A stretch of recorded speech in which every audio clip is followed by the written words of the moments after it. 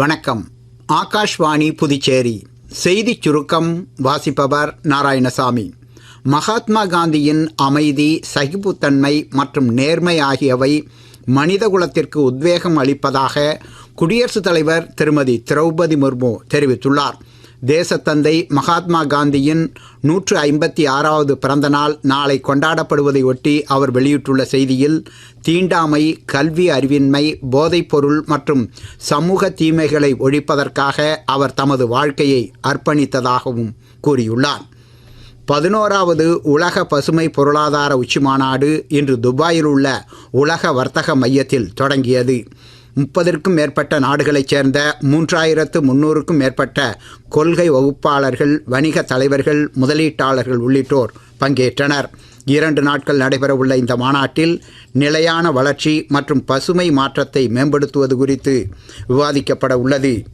நாட்டின் ஒற்றுமைக்கும் கலாச்சார பாதுகாப்பிற்கும் RSS அமைப்பு முக்கிய பங்கு வகிப்பதாக பிரதமர் திரு நரேந்திர மோடி கூறியுள்ளார்.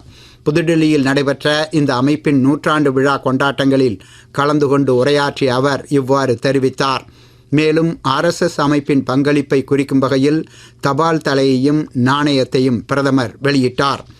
RSS அமைப்பின் 100ஆண்டு விழாவை ஒட்டி புதுச்சேரி முதலமைச்சர் திரு ரங்கசாமி வாழ்த்து தெரிவித்துள்ளார்.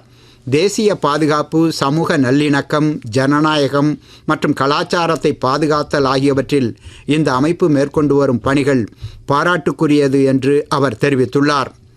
மத்திய பாதுகாப்புத்துறை அமைச்சர் திரு ராஜ்நாத் சிங் 2 நாள் பயணமாக இன்று கட்ச் நகருக்கு செல்கிறார்.